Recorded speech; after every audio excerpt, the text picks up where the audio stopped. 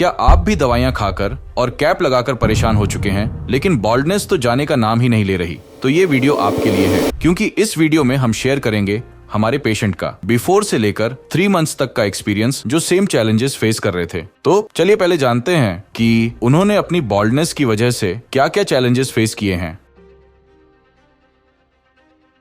Hello everyone, मेरा नाम मयंक चौधरी है। मैं गाजियाबाद उत्तर प्रदेश से आया हूँ और आज मैं क्यूएसटी क्लिनिक हरिद्वार अपना ट्रांसप्लांट प्लान कर लिया। मेरा जो हेयर लॉस था वो पिछले 4 साल से हो रहा था, बिकॉज मैं जब अपने फ्रेंड्स और फैमिली में जाता था किस फंक्शंस में, तो वो मेरे को बोलते थे तेरी जो हेयर लाइन है वो पीछे जा रही है। ऑल्दो मैंने इतना ध्यान नहीं दिया, मेरे को लगता था नॉर्मल है, नॉर्मल हेयर लॉस है। मेरी जो हेयर लाइन थी नॉर्मली सब जैसे सबकी पीछे एज के साथ जाती, मेरी भी पीछे जा रही थी। बट टाइम के साथ जब मैंने देखा कि मेरी जो बीच की हेयर्स है वो भी, उसमें भी गैप आना शुरू हो गया, तब मैंने फिर कंसर्न दिखाया तो मेरे को जो रीजन पता चला मेरे बाल का पीछे जाने का, वो मेरे जेनेटिक्स था।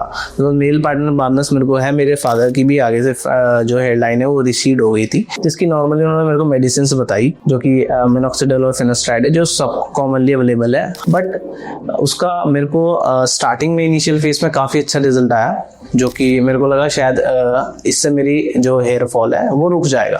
बट लॉन्ग रन में क्या हुआ, स्टार्टिंग में वो बहुत एग्रेसिवली मेरे को उसने मेरे हेयर फॉल रोक दिया बिल्कुल।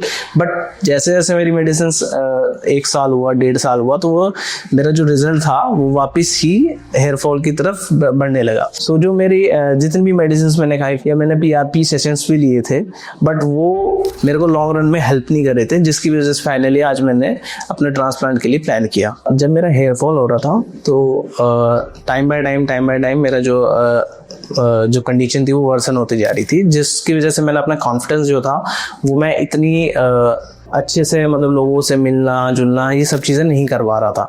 Although I used to wear the cap, but उस कैप से भी मैं अपनी जो कहीं ना कहीं सबकॉन्शियस माइंड था उसमें ये रहता था कि मैं आपकी कैप क्यों यूज़ कर रहा हूँ। सो दैट्स वाई फिर मैंने फाइनली जो है हर चीज़ वो करने के लिए, अपना लुक एनहांस करने के लिए और ये सब चीज़ें से बचने के लिए, to build my confidence and मैं सबके सामने खुल के आऊँ, इसलिए मैंने फाइनली अपना हेयर ट्रांसप्लांट प्लान किया। Then finally at last stage मैंने क्यूएसटी क्लिनिक इसलिए चुना बिकॉज मेरे जो ब्रदर्स हैं, कजन्स, मेरे दो कजन्स हैं जो ऑलरेडी यहाँ से सर्जरी प्लान कर चुके थे। And way back 3 years back की ये बात है जब उन्होंने अपनी सर्जरी प्लान की थी, और आज उनके एक्सीलेंट रिजल्ट है।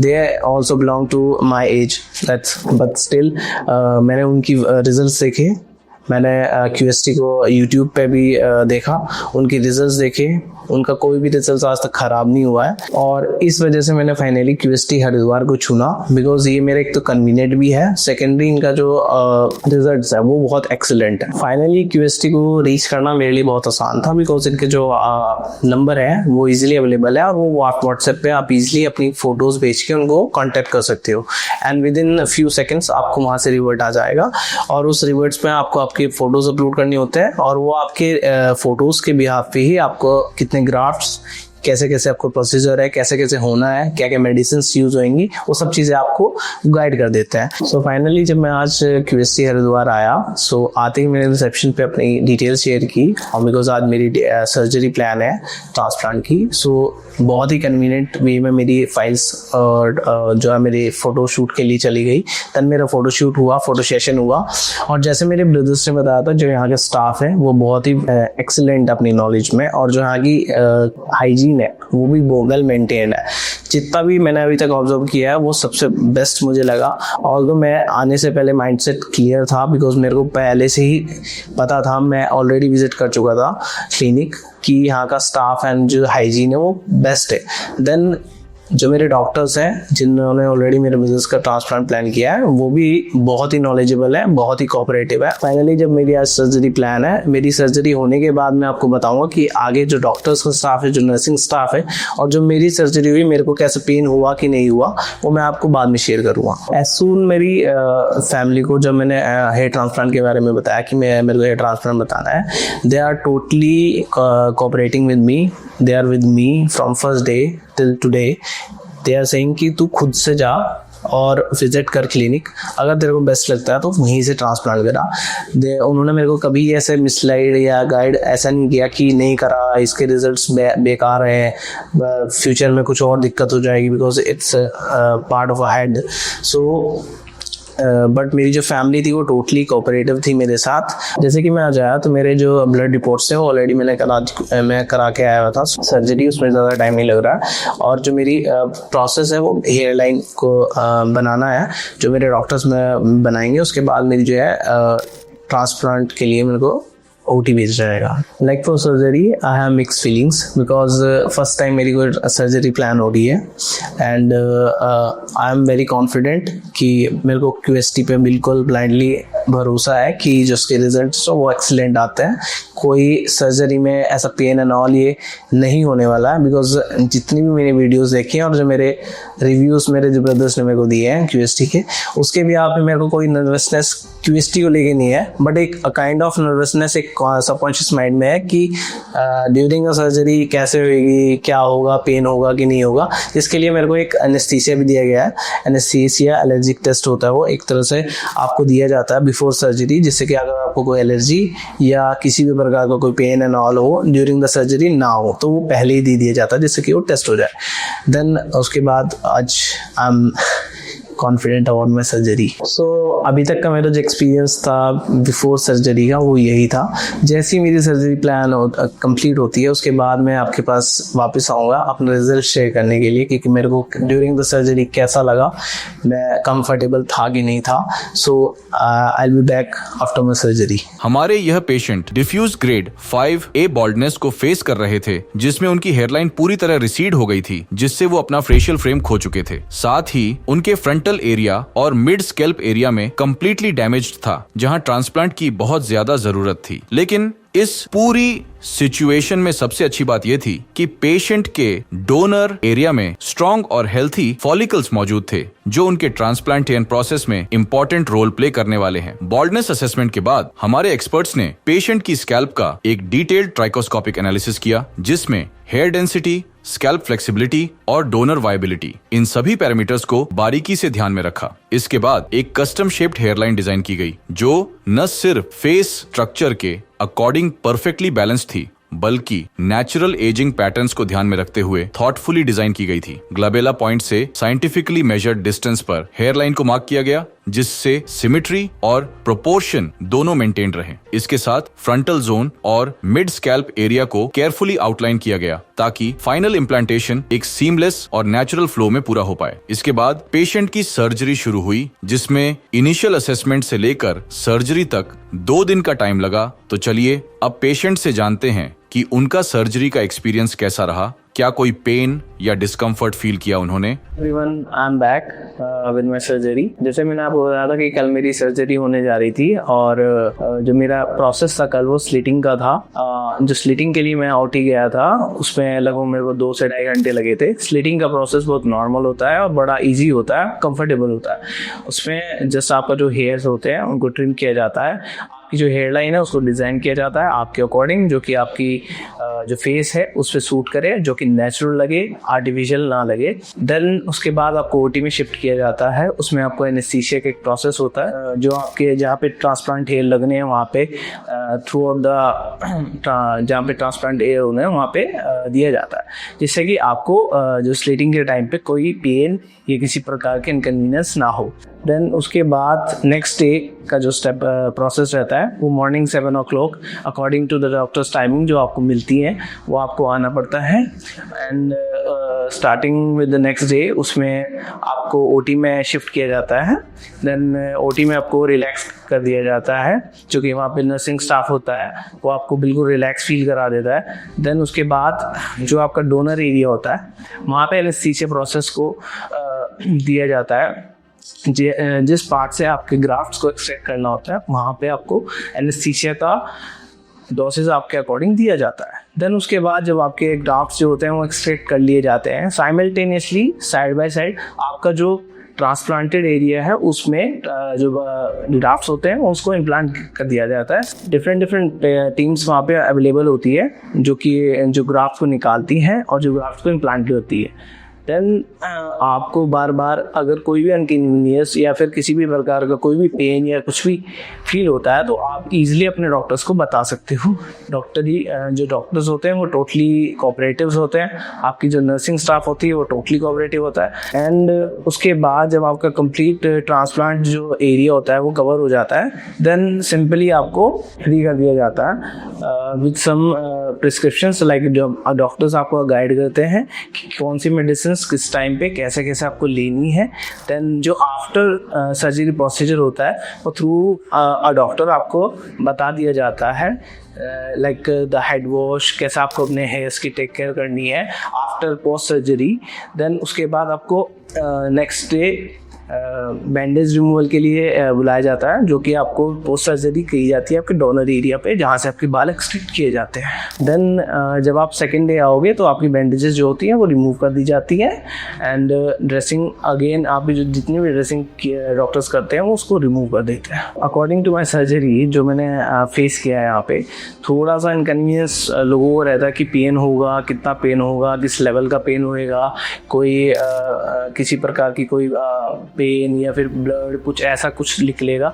मेरे को थ्रू आउट द सर्जरी ऐसा कुछ फील नहीं हुआ, बट हाँ ड्यूरिंग जब आपको एनेस्थीसिया दिया जाता है तो आपके जो डोनर एरिया होता है उसको एंटायरली कवर करने के लिए आपको एनेस्थीसिया की अच्छी खासी डोज दी जाती है, जिससे कि आपको ड्यूरिंग द सर्जरी कोई पेन ना हो। सो मेरे को किसी भी प्रकार का कोई पेन नहीं हुआ और जो मेरा ट्रांसप्लांटेड एरिया था जहाँ पे मेरे को ट्रांसप्लांट किए गए हैं मेरे हेयर्स, वहाँ को भी एनेस्थीसिया दिया जाता है जो कि बहुत भी पेनलेस, लाइक आपको ऐसा फील होएगा जैसे आपको जस्ट कोई पिंच कर रहा है, नथिंग एल्स।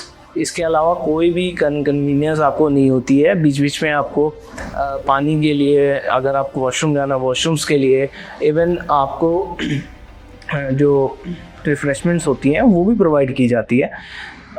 इसके अलावा my overall experience was excellent. Hope I am hoping very comfortable and confident about my results. Let's wait for a month, then I will be back with the next video. So guys, मेरा जो transplant हुआ है, जितने total मेरे को graft लगे हैं वो 4500 हैं।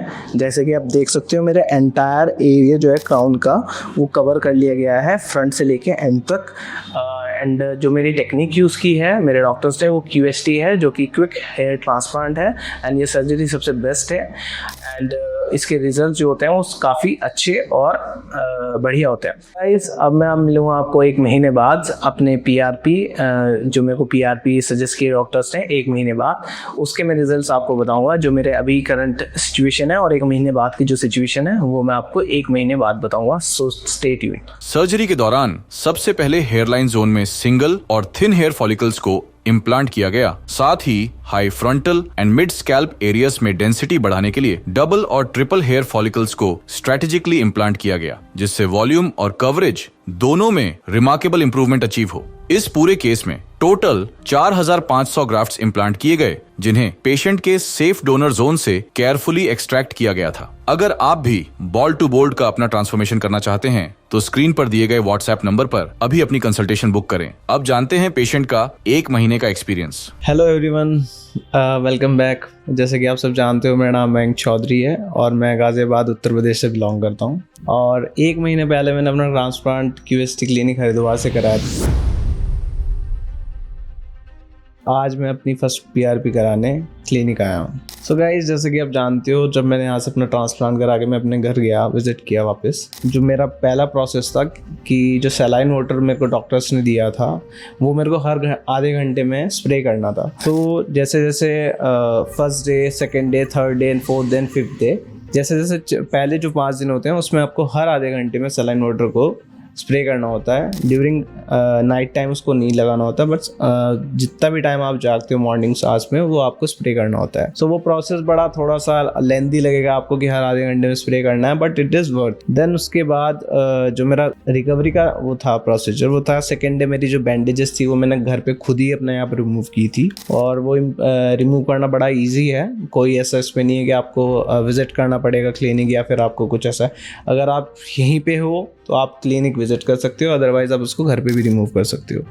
उसका जो प्रोसेस है वो मेरे को व्हाट्सएप के थ्रू, QST की टीम के थ्रू व्हाट्सएप पे शेयर कर दिया गया था कि उसको मेरे को कैसे रिमूव करना है, एंड वो मैंने ईजिली अपनी बैंडेज खुद से ही रिमूव कर ली। देन जितने भी उसके लिए मेडिसिन एंड ऑल जो भी इक्विपमेंट्स लगते हैं वो आपको क्यूएसटी की टीम से प्रोवाइडेड किए जाते हैं कि आपको कैसे उसको रिमूव करना है। सेकेंड डे जब मेरी बैंडेज रिमूव होगी उसके बाद जो प्रोसेस रहता है वो आपके डोनर एरिया का हीलिंग प्रोसेस शुरू हो जाता है। उसमें आपको नंबर ऑफ मेडिसिन दी जाती है क्यूएसटी टीम की तरफ से जो कि आपको अप्लाई करनी होती है अपने डोनर एरिया पे। एंड जो आपका ट्रांसप्लांटेड एरिया है उस पर सिर्फ आपको सलाइन वाटर ही स्प्रे करना होता है हर आधे घंटे बाद। देन ये जो मेरी प्रोसेस थी ये पहले 5 दिन कंटिन्यू रही। जो मेरा डोनर एरिया था वो भी धीरे धीरे हील होने लगा था। Then 5th day I visited for my first head wash in QST clinic Haridwar. जो मेरा पहला हेड वॉश था, ऑल्दो वो भी अगर आप चाहो तो अगर आप डिस्टेंस पे रहते हो तो आप खुद भी कर सकते हो। लाइक यू ऑल नो, मैंने लास्ट मंथ अपना जब ट्रांसप्लांट प्लान किया, सो फर्स्टली जिनके थ्रू मैं यहाँ पे आया था, जिनका रिजल्ट देख के बेसिकली मैं यहाँ आया था, वो मेरे कजन्स ही हैं जिनका ऑलरेडी यहाँ पे ट्रांसप्लांट हो चुका था and they got excellent superb results. Then मैंने जो रिजल्ट्स है क्यूएसटी के वो खुद भी अपने आप एक बार देखे हैं वो यूट्यूब पे, और आप सब भी देख सकते हो क्या सुपर्ब रिजल्ट्स हैं इनके, और कोई नेगेटिव फीडबैक नहीं है। Even you can check the Google reviews. अगर आपको यूट्यूब वीडियोस पे भरोसा नहीं है तो गूगल रिव्यूज़ चेक कीजिए, आपको किसी भी प्रकार का नेगेटिव रिव्यू नहीं मिलेगा, किसी के रिगार्डिंग नहीं मिलेगा। एंड सेकेंडली जब मैं विजिट किया देन आई फाइनली डिसाइडेड कि कराना है एंड क्यूएसटी से ही कराना है। देन जो मेरी फर्स्ट थिंग थी, जो मेरे डॉक्टर से इंटरेक्शन थी, उन्होंने मेरे को फ्रॉम बेसिक टू एडवांस जितनी भी प्रोसेस है वो एक्सप्लेन की, वो सुपर्ब थी। तो मेरे को ईजिली सब स्टैंड हो गया हर चीज़ की, मेरे को कैसे कैसे क्या क्या चीज़ें होएंगी मेरे साथ आने वाले टाइम में, 1 महीने में, 2 महीने में, 4 महीने में, साल भर में, वो सब चीज़ें मेरे को डॉक्टर्स के थ्रू बता दिया गया था पहले ही। पोस्ट सर्जरी जो मेरी हेयर लाइन जिन्होंने मेरी डिज़ाइन की, उन्होंने मेरे को हेयर लाइन जब मेरे को बार बार पूछा कि कैसे कैसे, मतलब उन्होंने मेरे को डिफरेंट हेयर लाइन्स बना के दिखाई जो मेरे जो चेहरा है उस पर कैसे सूट करेगी, क्या नेचुरल लगेगी क्या नहीं लगेगी। वो सब चीज़ देख के मेरे को टोटली रिलाय हो गया कि ये जो टीम है बड़ी ही प्रोफेशनल है। सो फाइनली लास्ट में जब मैं आया तो after the process of slitting मेरा जो हेयर ट्रांसप्लांट था वो प्लान हुआ एंड मॉर्निंग में यहाँ पे आया। देन जो फर्स्ट जैसे आते हैं तो घबराहट होती है कि यार आज ट्रांसप्लांट है, कि मन घबराता है बेसिकली, आपको चाहे कितना ही ट्रस्ट हो किसी पे, बट स्टिल एक ऑपरेशन ही होता है। देन जब मैं ओटी में गया आफ्टर चेंजिंग माई क्लोथ्स, तो मेरे को फर्स्टली यही रहा कि यार क्या होगा आज, कैसे होगा। बट वो जो मेरी घबराहट थी वो बड़ी ही कॉन्फिडेंस में तब बदली जब मेरे पास डॉक्टर्स की टीम आए। देन दे सेड कि आप कंफर्टेबल हो, हर चीज़ मेरे से पूछी गई कि आप कंफर्टेबल हो, किसी प्रकार का आपको इश्यू तो नहीं है, कोई आपको ऐसी घबराहट तो नहीं है। उन्होंने मेरे को बिल्कुल ऐसे कंफर्टेबल कर दिया जैसे घर पे हो आप। मेरे को लगा ही नहीं कि मैं ओटी में हूँ।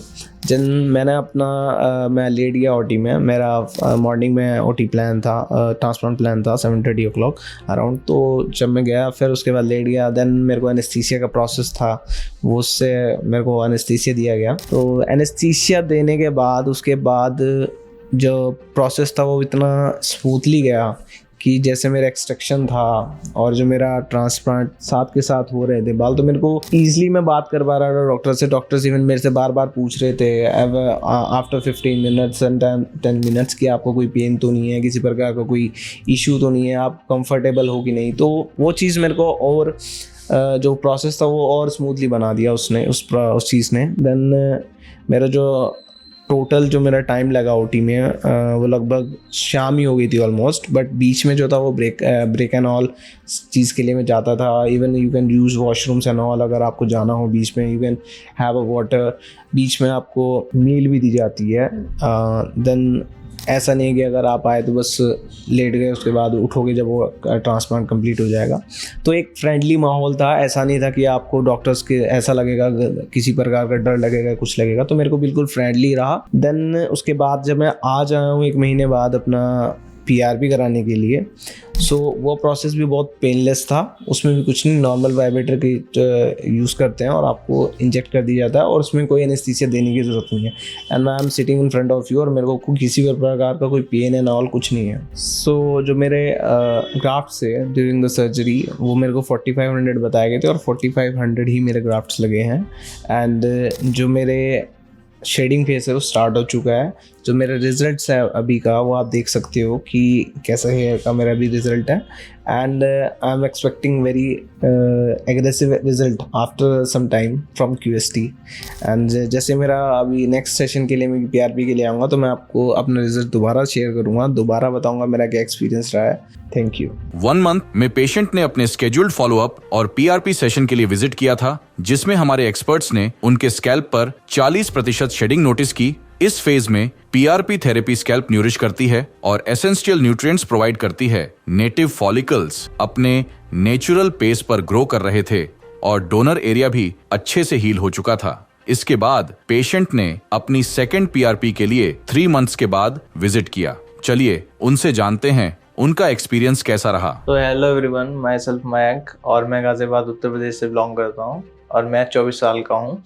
जैसे कि आप सब जानते हैं, मैंने अपना ट्रांसप्लांट 3 महीने पहले QST क्लिनिक हरिद्वार से कराया था और आज मैं अपनी सेकंड PRP कराने QST क्लिनिक हरिद्वार आया हूँ। तो जैसा कि आप सब जानते हैं, मैं 3 महीने पहले QST क्लिनिक हरिद्वार आया था अपना हेयर ट्रांसप्लांट कराने के लिए। एंड जब मैं हेयर अपना ट्रांसप्लांट कराने यहाँ पे आया था, उससे पहले मैं ऑलमोस्ट 3 ईयर्स अपना हेयर फॉल फेस कर रहा था और मैंने अपने डिफरेंट बड़े बड़े हॉस्पिटल में अपना ट्रीटमेंट कर लिया, हर चीज़ करके देखी जो सब लोग देखते हैं जब कोई किसी को हेयर फॉल होता है तो सब नुस्खे अपनाते हैं, बट वो कोई वर्क नहीं किया। एट लास्ट मैं QST क्लिनिक हरिद्वार आया अपना ट्रांसप्लांट कराने के लिए।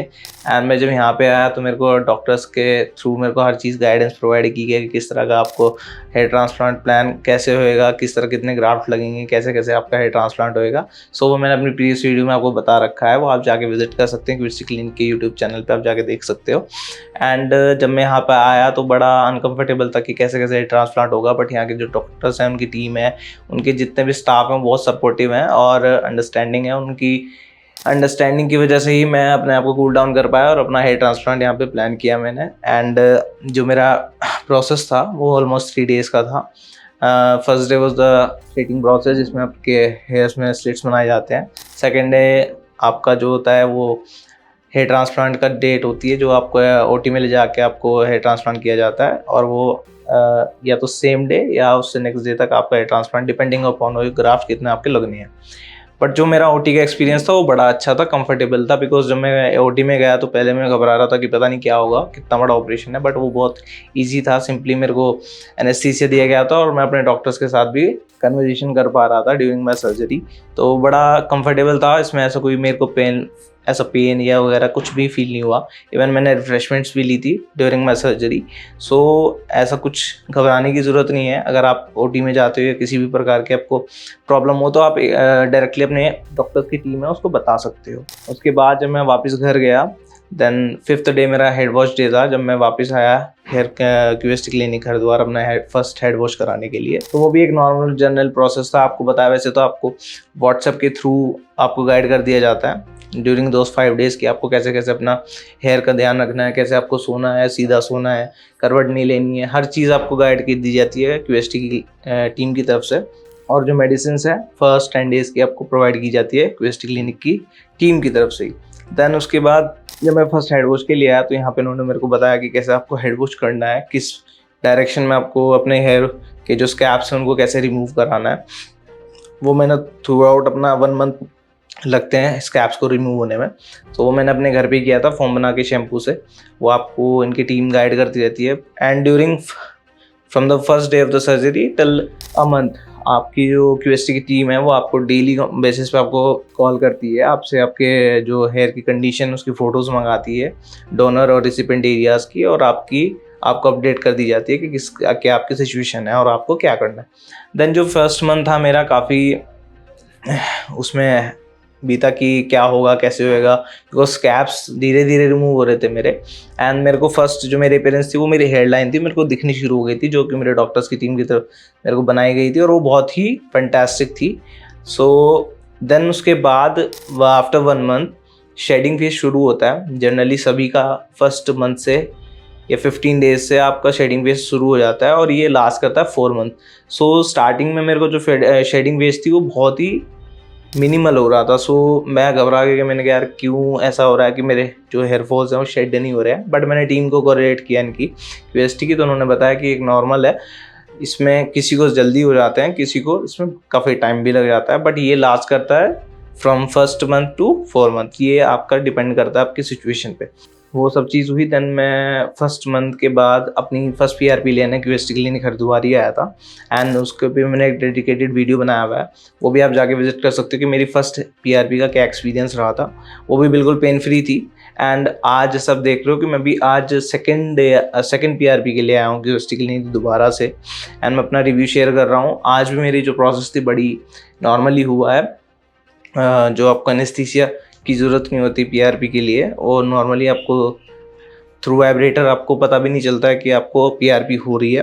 एंड फ्रिक्वेंट ऑफ मिनट्स का टाइम लगता है आपको पीआरपी के लिए, एंड किसी प्रकार का आपको पेन नहीं होता है।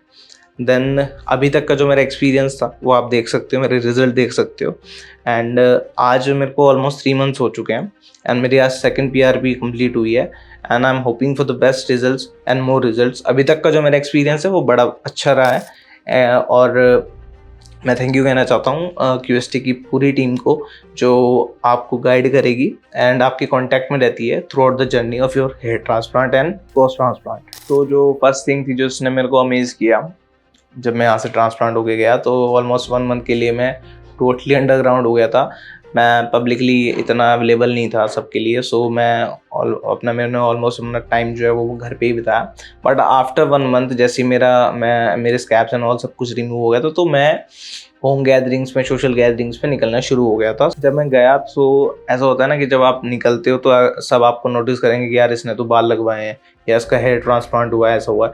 बट फर्स्ट थिंग जो मेरे को अमेज किया वो यही थी कि मेरे को कोई जज नहीं कर पा रहा था कि इसने हेयर ट्रांसप्लांट कराया, बिकॉज जो यहाँ की टीम थी उन्होंने इतनी परफेक्शन से मेरी हेयर लाइन बिल्ड की थी कि वो बिल्कुल नेचुरल लग रही थी, एंड जो हेयर्स हैं वो छोटे थे, सो कोई बिल्कुल भी नहीं बता पा रहा था कि इसने ट्रांसप्लांट कराया है।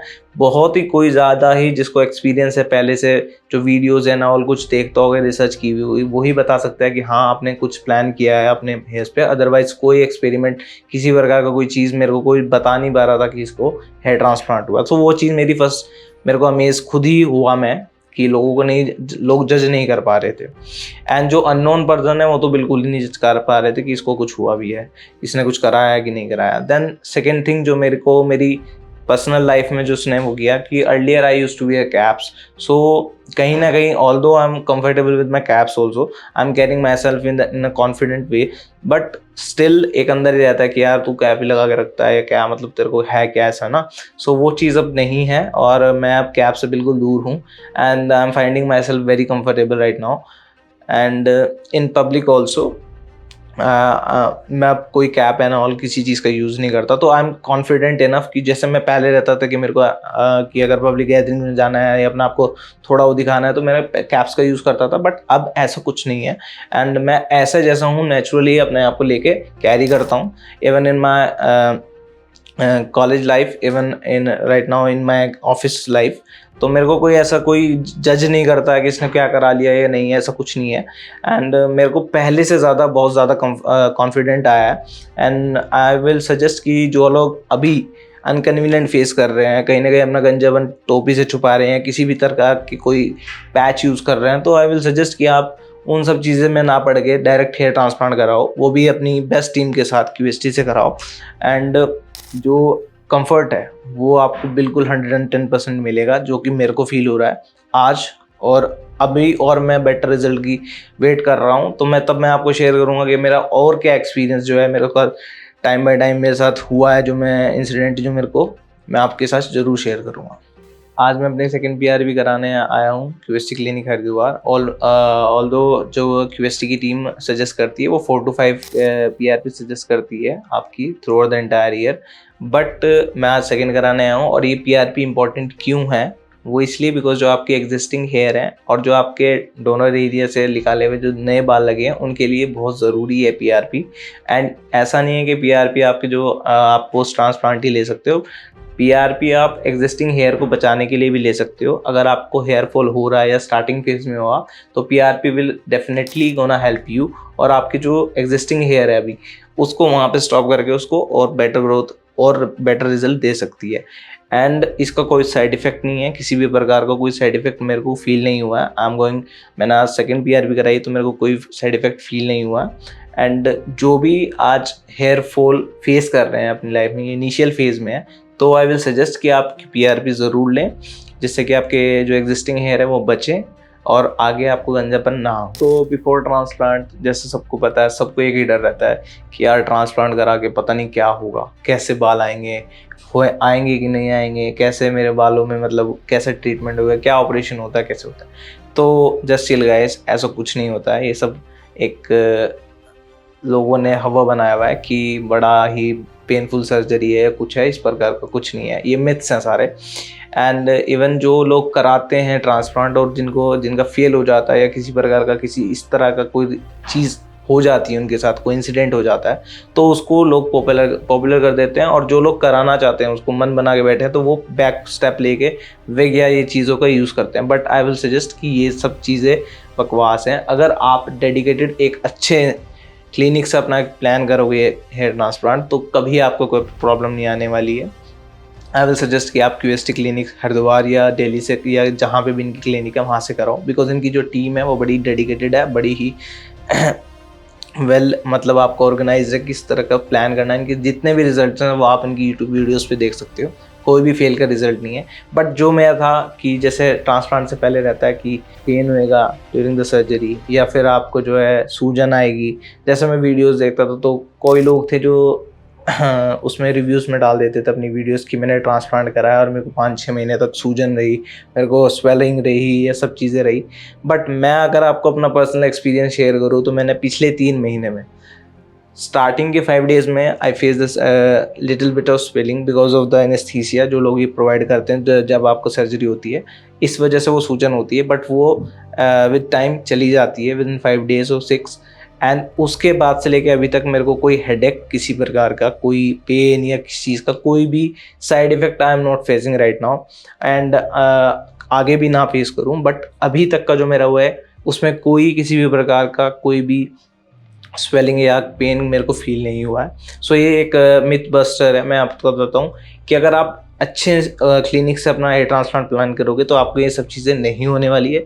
आपकी बिल्कुल केयर की जाएगी, हर चीज़ का ध्यान रखा जाता है, और इनकी टीम जो है वो 24/7 अवेलेबल रहती है। इन केस अगर आपको कुछ हो भी जाता है लिटिल बिट कि कोई चीज़ आपको फेस हो रही है, तो आप इनकी जो डॉक्टर्स की टीम है वो 24/7 अवेलेबल रहती है। आप उनके थ्रू जाके आपका प्रॉब्लम का सोल्यूशन पा सकते हो।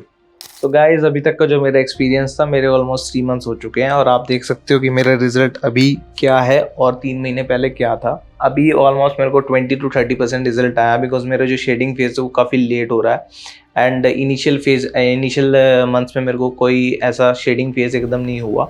अब मेरे को फील हो रहा है कि हाँ मेरे बाल शेड कर रहे हैं एंड दोबारा से नए बाल आ रहे हैं। तो ये मेरा रिजल्ट है ऑलमोस्ट 20 to 30% ही है। एंड आने वाले टाइम में I am hoping very excellent result because I blindly trust QST about the results।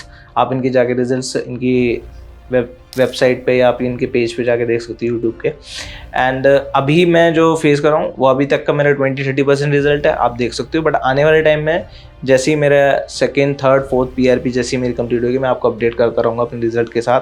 So be in touch. Thank you. 3 months के बाद पेशेंट के स्कैल्प पर हमारे एक्सपर्ट्स ने देखा कि शेडिंग फेज ऑलमोस्ट ओवर हो चुका है और अब फॉलिकल्स ग्रोथ फेज में एंटर कर रहे हैं। अभी स्टार्टिंग में फॉलिकल्स थोड़े थिन और डेलिकेट हैं, बट विद टाइम ये फॉलिकल्स मैच्योर और थिक नजर आएंगे। अगर आप भी अपने लुक को बॉल्ड से बोल्ड में ट्रांसफॉर्म करना चाहते हैं तो आज ही हमारे एक्सपर्ट्स के साथ कंसल्टेशन बुक करें। वीडियो अच्छा लगा हो इसे लाइक करें और अपने दोस्तों के साथ शेयर करें। चैनल को सब्सक्राइब करके बेल आइकॉन प्रेस करना न भूलें। धन्यवाद।